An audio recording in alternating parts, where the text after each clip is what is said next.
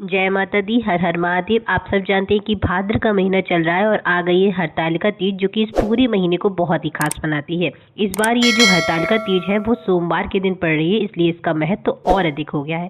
आज के वीडियो में हम हरतालिका तीज के दिन पूजा के जो नियम है उनकी बात करेंगे। पहली बात, हमें पूजा के लिए कौन कौन से फल लेने हैं। दूसरा, धतूरा कैसे समर्पित करना है। तीसरा, पूजा का शुभ समय कब होगा। और चौथा, फुलेरा कब और कैसे लगाना है। तो बिना देर किए हुए आगे बढ़ते हैं और बात करते हैं आपको हरतालिका तीज पूजन व्रत के लिए कौन कौन से फल लेने हैं। इससे पहले एक बात और बता दूं कि आप व्रत हो तो भी आपको ये हरतालिका तीज के सारे नियम फॉलो करने, और अगर आप व्रत नहीं भी हैं तो भी आपको ये हरतालिका तीज के नियम पूरे करने होंगे। आप मैरिड हो या अनमैरिड हो, आपको ये सारे काम हरतालिका तीज के दिन जरूर करने हैं। तो चलिए आगे बढ़ते हैं और बात करते हैं फलों की। हरतालिका तीज के पूजन के लिए आपको कम से कम 5 या फिर 7 प्रकार के फल लेने हैं।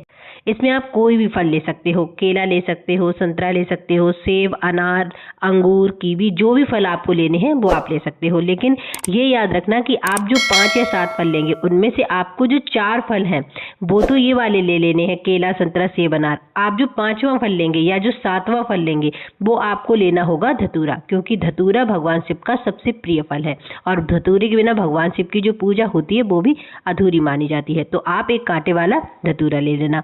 अब बात आती है कि आपको भगवान शिव पर ये धतूरा समर्पित किस प्रकार करना है। तो इस धतूरे को समर्पित करने के लिए आपको शिवलिंग के पास अपना फेस जो है वो उत्तर दिशा की ओर करके बैठना होगा और आपकी जो भी मनोकामना है, धन संपदा को लेकर हो, बीमारियों को लेकर हो, कर्ज मुक्ति को लेकर हो, जमीन जायदाद को लेकर हो, या फिर पति पत्नी या फिर विवाह को लेकर हो, इस धतूरे को अपने हृदय से यानी दिल से टच कराना और अपनी मनोकामना कहकर शिवलिंग पर इस धतूरे को समर्पित कर देना है। देखिए, जब भी आप भगवान शिव पर धतूरा समर्पित करते हैं तो इसका मतलब होता है कि हम अपने जीवन के सारे कष्ट यानी सारे कांटों को महादेव के चरणों में समर्पित कर रहे हैं। तो आपको शिवलिंग पर धतूरा समर्पित करते समय ये प्रार्थना करनी है कि हे महादेव, हमारे जीवन में जो भी कष्ट हैं, जो भी संकट हैं या फिर जो भी कांटे हैं वो हम आपके चरणों में समर्पित कर रहे हैं।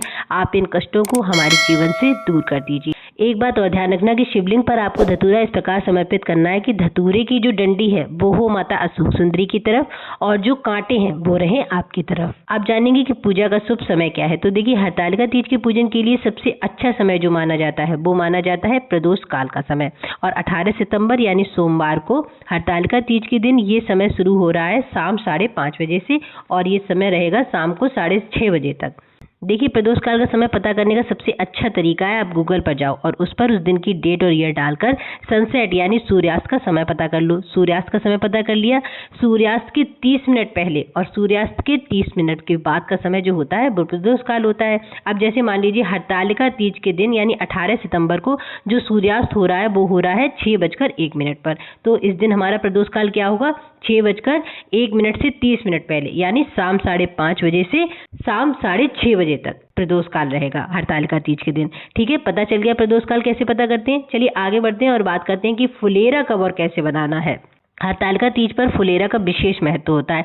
अगर आप फुलेरा नहीं लगा पा रहे हो तो आप केवल फुलेरा के दर्शन मात्र भी कर लो तो भी आपकी जो मनोकामना होती है वो पूर्ण हो जाती है।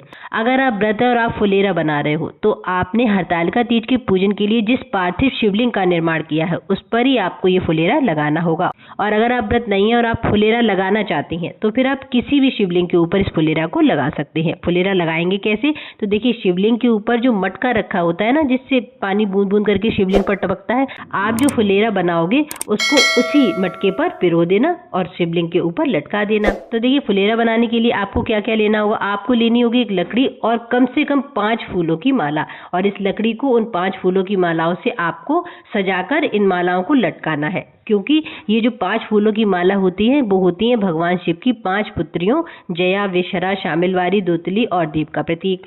अगर आपको ऐसे समझ में नहीं आ रहा है कि आप फुलेरा कैसे बनाओ तो आप YouTube पर जाना और उस पर सर्च करना कि फुलेरा कैसे बनाते हैं और स्टेप बाय स्टेप उसको फॉलो करके आप फुलेरा तैयार कर लेना।